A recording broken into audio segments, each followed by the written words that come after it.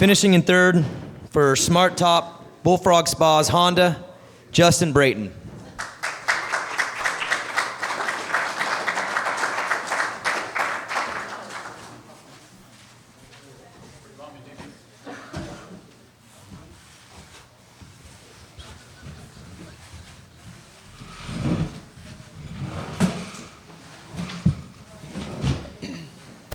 Finishing second, riding for Rockstar Energy, Husqvarna Factory Racing, Dean Wilson.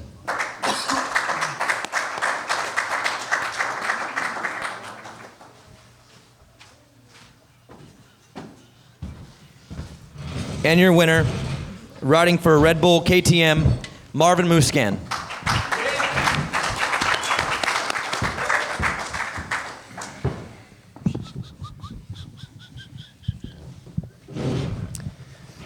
Justin, congratulations. Thank you. Definitely too bad for an old man, huh? Not bad for an old man. Team old man. That's right. In that main event, the lap times obviously they varied from the beginning to the end, and just kind of take us through what it looked like. You guys ended up doing in the upper 20s of laps, and I can only imagine those last 5 laps what it looked like. And just kind of take us through the transition in the track and then what it looked like there late. Yeah, the track was tough, and I knew that you needed to gate well and get track position because I knew it would separate out. The top 5 would be gone by lap 10. So, and I actually came out of the gate awesome, and I missed a shift, so I was kind of buried around the first turn, but made some passes on the first lap, and then rode solid with about 10 or 12 to go. I really started to feel it. To be honest, I haven't rode since before Daytona. I've just been sick, so I was pretty fatigued there through the halfway point, and then towards the end I started to get a little second wind, but by that time I was pretty much just doubling through the rhythms. I had kind of gone away from doing the quad and triple onto the table, mainly just because I was making so many mistakes doing it. I could be consistent going double, so I would say the track really became basic because of the ruts, but one of the most difficult tracks I've ever raced. Dean, congratulations. Are you and Brock going to dinner tonight after the press conference? No, that was unfortunate. Just a kind of a stupid move on my part. We all make mistakes, and I think that was one of them. And yeah, that's it. I don't really want to talk about it anymore. It's just a mistake on my part, a little bit silly. Came in through the whoops, my arms were a little bit tight, and I just didn't expect him to cut down super hard because there was a lapper there, and I just cleaned him out. So it was unfortunate, and I'll talk to him later on once he's cooled down. But if the roles were reversed, I would be mad too. So it is what it is. I just want to move on from it, and I'm stoked I'm up here. On a serious note, though, take us through that ride. I mean, you got to be pumped just the way the season's been and the way it started, and to be up here tonight getting second. No, I'm really happy. It's been tough because we've worked really hard, this off season, November, December. I've worked really hard. And then just to kind of crash out at Anaheim 1 was such a upset. And then trying to come back and riding injured. And, I still feel like, I am kind of riding injured a little bit at the moment. It's just so hard to heal up when the 450 series is, every single weekend. So you're trying to heal in between the races and you're still training and riding. So that was just, it's just been tough. And, it's tough when you're working hard and you don't see the results. I've been getting 8s, 7s. So I finally got a good start, and the track was just treacherous out there. So I just tried to hit my marks, made a couple mistakes, and to get on the podium and get a second is amazing. And it's a good feeling to be on the podium in the 450 class because I've never done it before. Marvin, congratulations. With the lap times, again, being what they were, you guys did a lot of laps, and you spent the entire race by yourself. Just take us through what it was like to kind of stay focused. And I know you're used to going 20+1, but those laps, did it kind of mentally get to you at some point as you're just going round and round? Yeah, just at one point I look at the clock and I couldn't really see the pit board really good, but anyway, I don't think Frankie would have tell me how much time would be left, but I look at the clock and it was maybe like 7 minutes to go or something. So, and it's actually a lot of laps because the lap times were a little shorter than usual. So like those guys said, I mean that track was really tough, and Same for me here. I stopped doing those bigger rhythm section, like the 3 on the table, stuff like that. Went basically 2-2-2, and I just wanted to make sure I don't make a mistake. And I had a good lead, and the pace was good at the beginning, and I thought it was Jason behind me, to be honest, because I saw Ascavana pitboard on the very first lap or second lap, but obviously that was Dean's pitboard maybe. So I thought it was Jason, and then the pace was good, and I was trying to be very consistent. I could hear the bike behind me. I never looked back, and then until I heard the crowd really loud, and when Tomac went down. So it shows you how much. Tough. I mean, technical and tough the track was, and then he made a mistake, and it cost a lot. So I'm really glad I stay on 2 wheels and be consistent and smart the whole race. Jim Kimball, Motocross Action. This is for Dean. Dean, in spite of maybe that little bit of an incident with Brack, I mean, this second place has to be huge for you, and like you said, it's your first podium in this class. Do you feel like this is going to be kind of a turning point in the series for you? Yeah, I would like to hope so. It's just nice to see a little bit of a turnaround. Like I said, the beginning's been rough, but I haven't gave up, and I'm glad to see the results come in. But yeah, I hope I get some momentum off of this, and just keep doing what I'm doing, and keep the ball rolling, and hopefully be up here more often.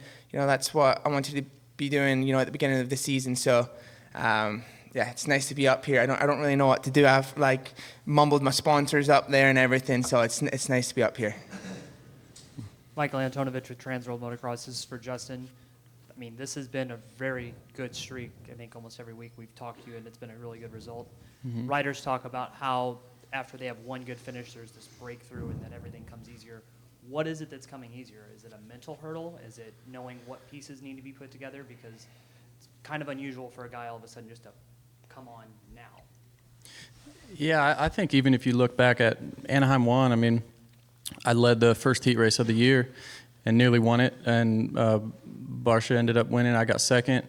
And then a couple weeks later, Phoenix, I won the heat race and was top 3 in practice. And I just think all year coming into the season, I was really prepared with the team, and the bike has just been really awesome this year. I really trained hard when I was over in Australia and did a true kind of boot camp type thing. And I came in prepared. The bike is amazing. I seriously haven't even hardly touched it since last October or something. So I mean, if you look back at the very beginning, it's been good, but you're right. As of late, since Atlanta, I went on a little bit of a dry streak at I believe it was Tampa and Dallas. Just wasn't really feeling that great, and then Atlanta was really good. Obviously, Daytona was great, and winning 3 heat races in a row has been awesome. 2 podiums in the last 3 races, and even last week in St. Louis, I rode really good in the main. By the time I got to 4th, the top 3 were already gone. So it feels good. I'm riding well, and I don't take it for granted. That's for sure. I've been working at this for a long time, and to finally feel this good at 34, I'll take it. Keep it going. Scott Yarjo, Monop blog. This question's for Dean. First podium ever on the 450 on a really gnarly track, and you had people behind you, right behind you the entire race. What was going on in your mind? Were you nervous about that? Were you thinking about that first podium as the laps were running down? Yeah, I kind of knew where I was at, but it was a tricky track, and it's kind of funny these guys saying that they started doubling stuff, because in my head, I thought they were all jumping everything still. So I'm still trying to hit this quad and cross rut and then all over the place. And it was good. And then I seen Justin, coming up, and I was just like, come on, you start kind of talking to yourself and convincing yourself. My mechanic wrote 4 laps to go, and I'm like, I'm not gonna lie, I was breathing pretty heavy. I was a bit like a British English bulldog. There was just slobber hanging out my mouth, but I was like, come on, I can do this. So, I kind of, it was so rutty, and if you hit some sections good, it was energy saver. But sometimes, if you were struggling with something, it was like you were wrestling, a bull. So I felt like I was doing a lot of wrestling out there, but no, it was good. When I got like 2 laps to go, I pretty much told myself, come on, just one more lap. And then, yeah, it was cool. But Marv kind of smoked his. But other than that, it was awesome. And I was actually telling Justin, you know, like, he's not supposed to be getting faster as he gets older. He's supposed to be getting slower. And he's supposed to be getting those results where he should be thinking about retiring. So it's kind of, you know, it's kind of pissing me off that he's doing so well. But no, Justin's a great dude, always has been. And it's cool to see him up there. And, you know, we all work hard, so it's good. Steve Giberson with Vital MX. Speaking of wrestling, that jump before you guys crossed in front of the mechanics area. Oh yeah. What was going on with the rut there? I was just trying to get one point where it looked like yeah, you were I was going trying to to get some the trick mechanics. points that lap. It's just the rut was just so sketchy, and like I said, I was tired, and Brock was right behind me, and I just like hit this thing, and then it came the other way, and man, the bull was bucking. So Brock actually, I felt bad because he was behind me, and I think he did the same thing, but I was just holding on, and yeah, I had a few of those moments. Chase Tower, Racer X for Justin. I think you said after the race that you wanted to do this a few more years. I mean, like you said, you just turned 34. I mean, do you have a time frame in mind, or is it just as long as you're improving, you still want to continue? I think as long as I'm motivated to do well, I think that's the biggest thing. Is if I come in and I'm dreading the flights and I'm dreading the training, and because I really know what it takes to be at the highest level. And if I'm just not willing to put in that work, where right now I'm honestly having more fun than I've ever had, just because I have so much fun with my family at home during the week. I can kind of get away from the scene, if you will, and kind of get away from the training. I'll just fit in training during the week when I can, you know, when in between my daughter's swim lessons and taking her to school and that type of stuff. So I think the biggest thing is, even before the main event, I'm just kind of like, I just ride a lot more free, and I'm not stressed out. I'm not so anxious, you know. I think I've rode probably 80% to my capabilities my whole career, and mainly because I've always been nervous or anxious, or you know, I've kind of been a shell of myself. So now to finally, the pressure's off, you know, it doesn't really change my life one way or the other. I mean, to be quite honest, Daytona is kind of a life changer, but I've said this whole year, like, either way, it doesn't matter. My daughter really doesn't care if, you know, how well I do, or my wife doesn't like me anymore if I go get a podium, you know. So, and that's a good spot to be, because my whole life has been based on this number, you know, like that number that you get on the weekend, whether it's 3rd or 10th or 1st or whatever. If it's not good, if it's a 10th, you're just like, it carries into your whole week, and you're bummed, and your phone never rings, and then, you know, you win and your phone rings off the hook, or you get 3rd. And so I just have balanced that out really well.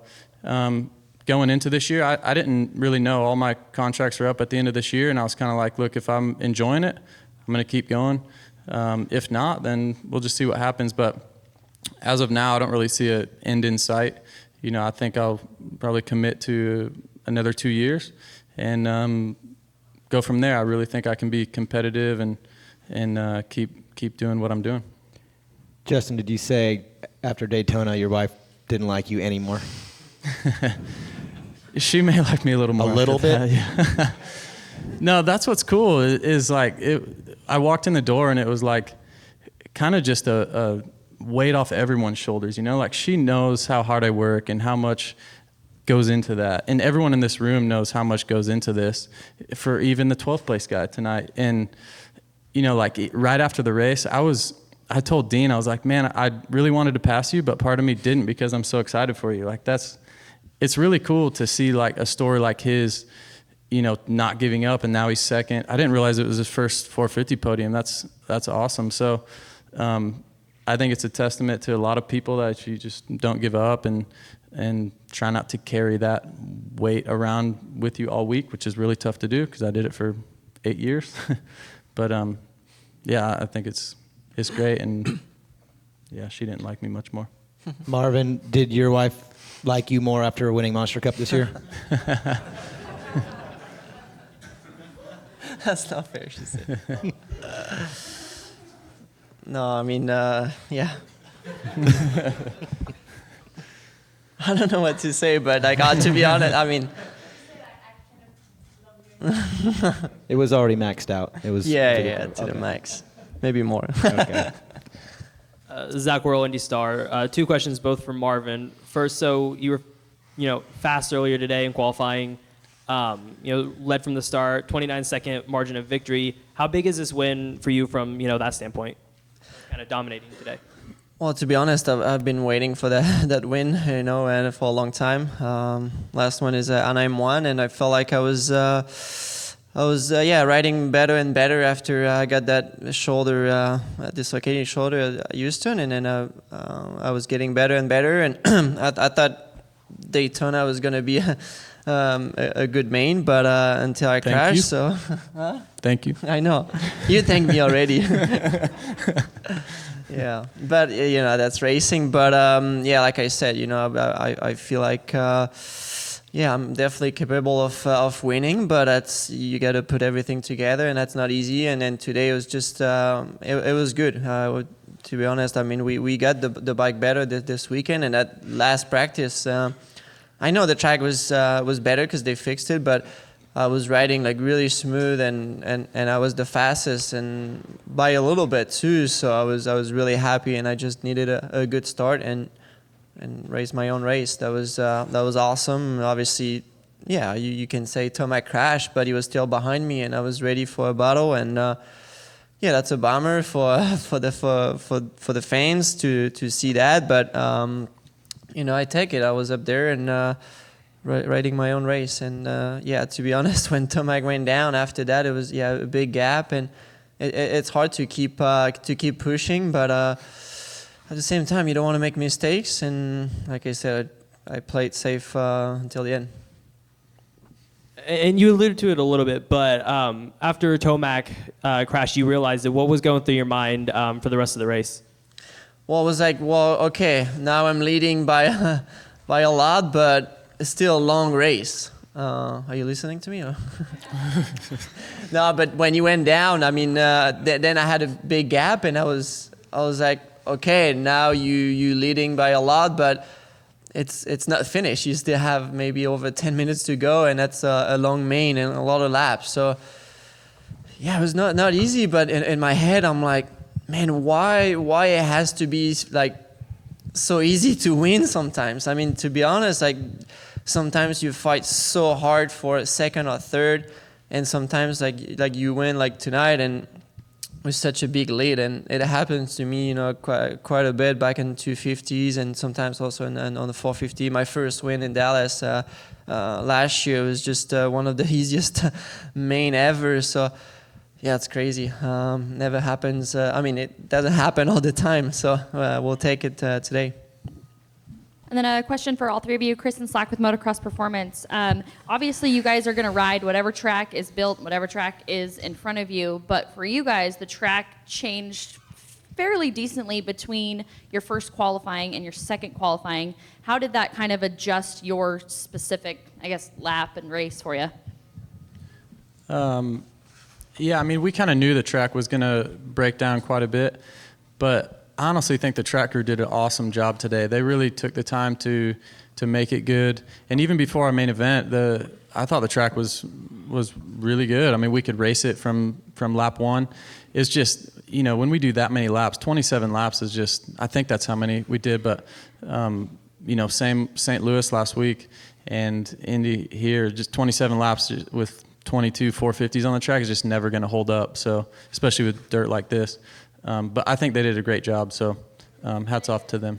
Kind of leveled the jump before and the berm before. Yeah, because someone broke the net. So, and that actually changed the whole turn. We ended up going double single to the inside, and so that kind of changed the way we raced that whole turn.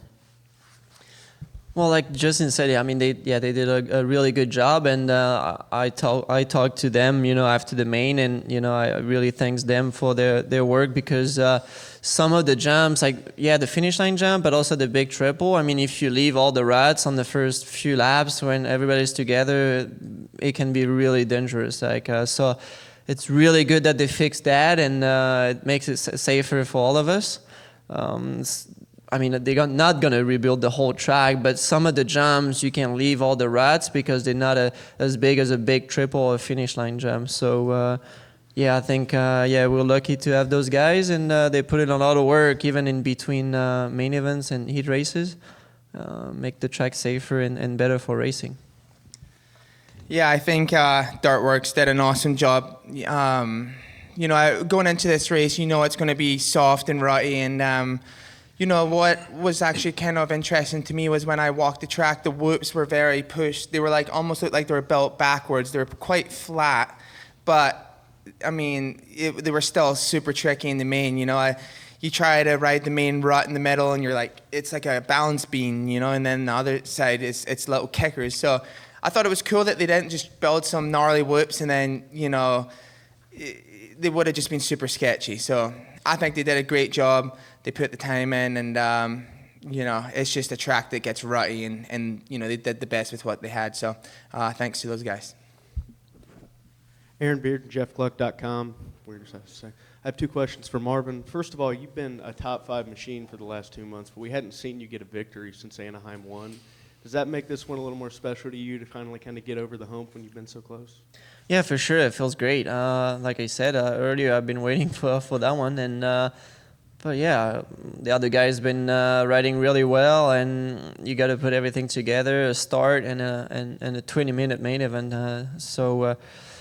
Yeah, it's tough. The competition is tough, and everybody's working hard. And I feel like it's been a crazy season. I mean, to win the opening round and to get an injury after that, it's mentally, it's really, and physically, it's tough. So, yeah, never give up, and we try our best every time. That's all I can do. And yeah, to be honest, today I knew it was going to be good, but obviously you never know what can happen. But yeah, I put everything together, and today was the day, and looking forward to next weekend. 2 weeks. And then just to wrap up for me, with how strong you've been for the last 2 months, you look over the season, it's got to be great for your confidence, but does that almost make this season give you kind of like a what could have been feeling going through it with Justin? Yeah, we can always say that. If you look back at last year, outdoors, it's the same, winning the last, a lot at the end, but it was too late, came up short in the championship.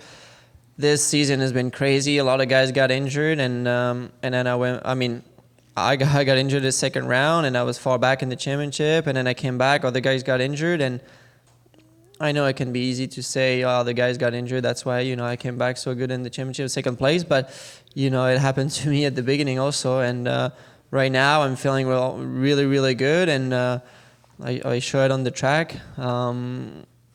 You can always look back at every single main event. I could have done that or this or that, but I don't want that. I have more experience now. I look forward, and that's a race like Daytona. It was really hard to swallow, but the next day, I put that behind me, and I look forward and go back to work on Monday, and I've been doing really well, so I'm happy. Thanks, guys.